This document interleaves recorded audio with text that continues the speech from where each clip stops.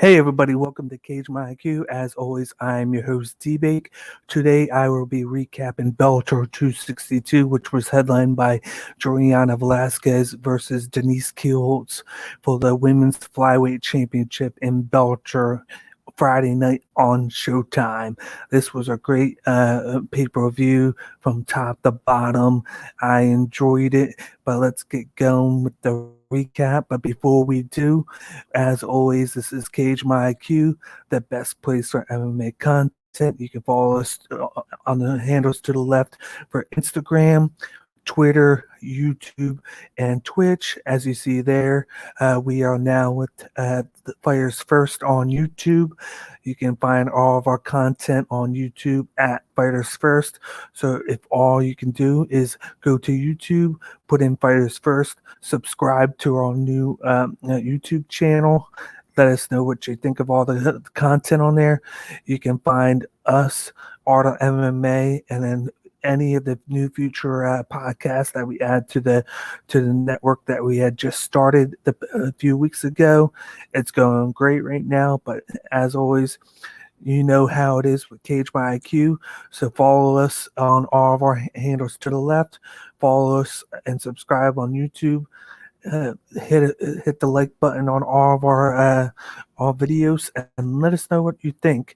And then also, because of this new adventure we now have merch right there here on Fighters First. All you gotta do is go to www.fightersfirst.shop, scroll down to the CAGEMYIQIO collection, click on the box there, and check out all four of these merch shirts that we have.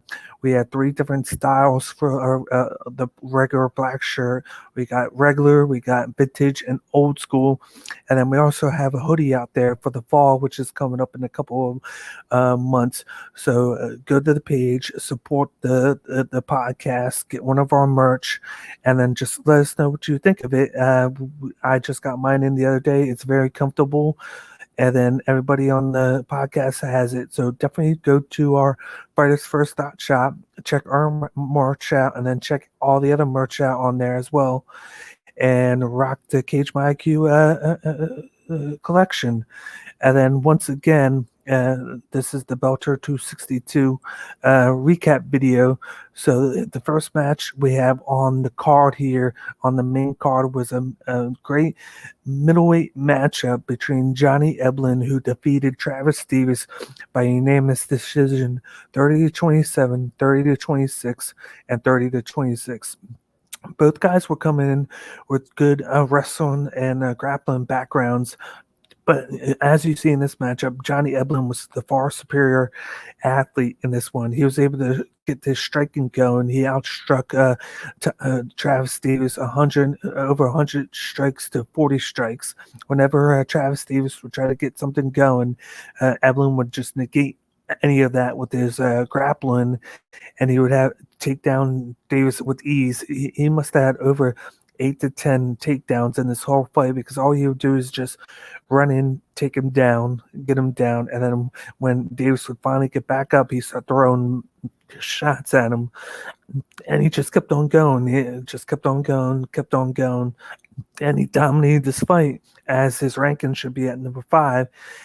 He was 8-0 coming into this fight, and then with the blowout unanimous decision victory, he moves to 9-0 and cements himself as the top 5 fighter in the division. And I could see his next matchup being a top 3 matchup. They definitely need to give him somebody good, because this is a guy that is dominating his opponents, and you got to start feeding him somebody really good so you can test him and then see if he's almost ready for that title shot or number 1 contender shot, because this is a guy that has money on him in the future for Bellator, and they can possibly build around him star-wise if they work it the right way. But in this matchup, he dominated Travis Davis and picked up the unanimous decision victory to stay undefeated in Bellator. The second matchup on the card was a women's featherweight matchup, which saw Arlene Blencowe get back in the winner's column once again with the third round TKO victory over Dayana Silva. This was on paper was supposed to be just a pretty a decent fight that we were expecting Arlene Blencowe to win, but in the beginning, Dayana Silva did a pretty good job. In her last fight, she was kind of gun shy going into it, and then she didn't throw as many strikes as she should have because she's a pretty quick puncher, and then she moves pretty well. But the big difference in this matchup that changed after the nice beginning from Dayana Silva was the fact that whenever Dayana Silva would throw a looping strike wide, all that Arlene Blencowe would do was she would throw a straight right or straight left strike right down the middle that would connect before Silva's looping shot would connect on Blencowe, and then her shot would never connect. So it was just the speed and the quickness of Blencowe that would just get to Silva each time, and then she was just stealing transitions and stealing shots, and then it just came to a blow in the third round when that's what happened. Arlene Blencowe was able to hit Silva with a shot.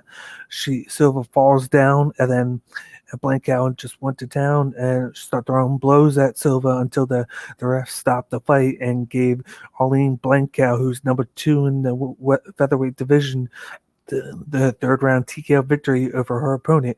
It's Dayana Silva, and then with how she lost to Chris Cyborg, that she's looking to get another shot at the belt, and this is a good way to get back to show that you're becoming a better fighter and a better overall athlete in case for that rematch by showing a more well-rounded performance like she did against Dayana Silva. But let's now move on to the third fight on the card. It was a nice matchup here.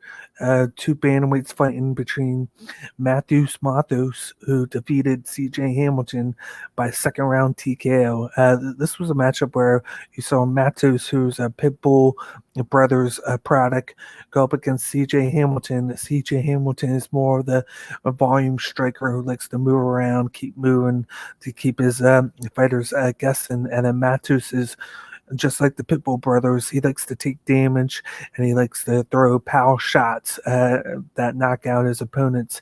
And he's not afraid to wait to take the right shot to do it.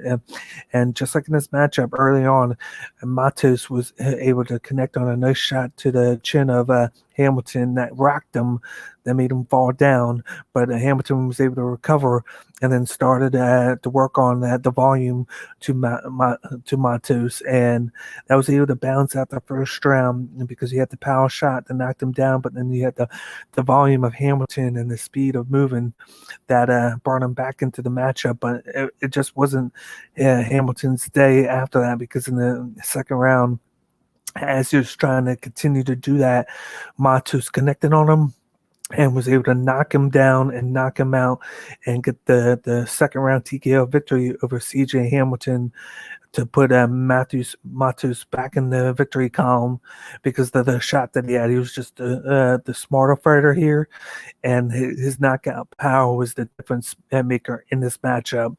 And that's why in Bellator's third fight of Bellator 262, Matheus Mattos had his hands raised, whereas Cee Jay Hamilton didn't. And both of these guys should be in the future, but in this division. But Cee Jay Hamilton just needs to start working on getting power into his shots, or better game plan for these power guys, because he's just getting knocked out by him. But congrats Mattos on the victory, and then and let's hope that he continues this winning recipe, because if he continues to do this, I could see him catching lightning in the bottle in the future. Moving on to the co-main event of the evening, we have a heavyweight matchup that saw Tyroll Fortune defeat Matt Mitrione by first round knockout. This fight was crazy. It only lasted less than a minute, but the fight started with the bell ringing and Tyroll Fortune and Matt Mitrione going towards each other. All I see is Tyroll Fortune at the last second ducked down to go for a takedown, and then you see Matt Mitrione going to strike him. It looks like he went to hit him in the stomach or something, and they collide heads.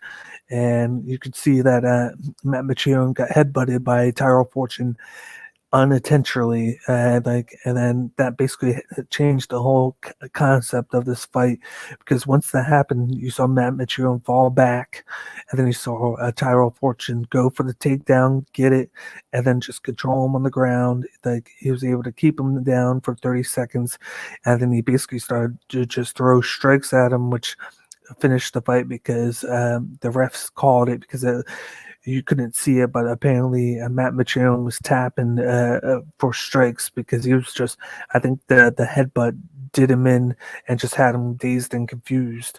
And then after the fight, you see Matt Mitrione like go crazy yelling because he was pissed about the headbutt. He even said that he doesn't blame Tyroll Fortune for it, but he thought that it should be a no contest because of the illegal headbutt. But at the end of the day, management and the ref just saw that it was an unfortunate occurrence, and they continued to fight. And Tyroll Fortune picked up the first round TKO, and then they interviewed Tyroll Fortune afterwards, and he said that what's next for him is he wanted to challenge the one guy that beat him for the lone loss that he has on his record, and that's Timothy Johnson. So he called out Timothy Johnson.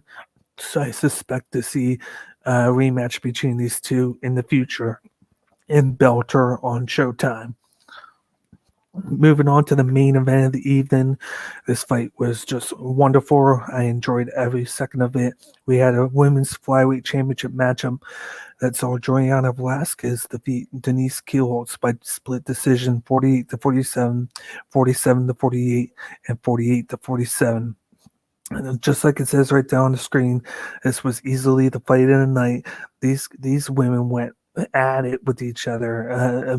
It wasn't just a fast pace, but it was just a very smart, very detailed matchup that these two contrasting styles made for a great fight. Like, a lot of people didn't like the outcome and decision, but it was just the stereotypical matchup where you saw damage versus volume, because at the end of the day, the first round, you saw Kielholtz get her leg kicks going. She had over 12 to 13 kicks just in the first round, and she was able to control the first round with the kicks, and she got a couple of strikes going, but she made sure that Velasquez wasn't able to get any momentum going in the first round, and she was able to steal that first round to get the fight going in her favor. But then in the second round, that's when Velasquez was able to get that jab going. That was just a big factor in this fight, X factor, because it just did a lot of damage to Kielholtz. And then another thing was just the movement of Velasquez. She just kept on using her height and her reach to her advantage. So coming in, coming out, hit her with the jab, get out, circle around to the right side of Kielholtz to avoid the power shot side at all costs. Because if she would have got hit by that could have been a game changer in this championship fight. But at the end of the day, she was able to avoid that. She allowed Kielholtz to get her with the kicks, and I believe Kielholtz had over 35 kicks in the fight in this fight, and then she was able to actually, crazily, she was able to outstrike the opponent. Velasquez won over 100 strikes to 50 strikes. But I think with the judges, it was just a matter of whenever Kielholtz hit Velasquez, she wasn't able to do that much damage. It just looked like the way Velasquez came into the fight is how she left the fight. And at the end of the day, a lot of the rounds were won by Velasquez because of damage done, because Denise Kielholtz looked like she was into a big fight matchup, which saw her pick up the 3-2 victory over the challenger, Denise Kielholtz, in the main event of Bellator 262. And I gave it to both of these fighters because they put on a show. And I hope in the future that we see a rematch between the two, because both of them deserve it. Both of them deserve to be on a main event again. And even though Denise Kielholtz didn't get the win, she narrowly was able to almost get it because she only lost by split decision because of the damage done to her compared to her volume. But she had a great game plan in the beginning. It's just that jab was a big difference maker that saw Velasquez nearly defeat her, and she's gonna have to go back to the drawing board to get that rematch. But I can see it very soon rather than later in Bellator. Don't forget that now, not only did we see that fight, but check out in 2 weeks, because in 2 weeks we got the big one of the biggest matchups in Bellator history at Bellator 263, as we had the finals of the Bellator Featherweight Grand Prix, wrapping up with the Bellator Featherweight World Championship matchup between the champion Patricio Pitbull Freire defending his title against CAGEMYIQIO. This is going to be a great matchup that no one wants to miss. Bellator's done everything that they can to hype this up. During Bellator 262, they did a phone call with CAGEMYIQIO. They did a package with Pitbull Freire, and it was just great hype up for this one because they were putting a lot into this matchup. And just my early predictions for this is I think that Patricio Pitbull Freire is going to win by round 3 knockout. I got to do more research on this in the coming weeks, but that's just my off the top of my head prediction right here on CAGEMYIQIO. So be ready, because on July 31st, these two are going to head, and it's going to be a barn stirrer of a main event at Bellator 263. Thank you guys for tuning into the Bellator 262 Juliana Velasquez versus Denise Kielholtz recap video by CAGEMYIQIO, the best place for MMA content. Before we get ready to go, I just want to get a shout out to our sponsors. 99 Jersey. Just use promo code SportsBoxShow20 at checkout to receive 20% off your next purchase. We got Oddsjam. Just go to the link in the bio so you never miss a bet again. All you need to do is go to the link in our video bio, click it, sign up to Oddsjam, and watch as you never lose a bet again. And then we got High Tide Herbal. Just use promo code CAGEMYIQIO10 at checkout to receive 10% off your next purchase. It's a company owned by athletes and coaches who specialize in speedy recovery. Their products have CBD oil in all of them, and their focus is just to help all athletes recover quickly and fast as possible. So once again, use promo code CAGEMYIQIO10 at checkout to receive 10% off your next purchase at www.hightideherbal.com. And once again, I'm your host, D-Bake, and you guys have a wonderful rest of your day. Thank you for tuning in. Talk to you guys later.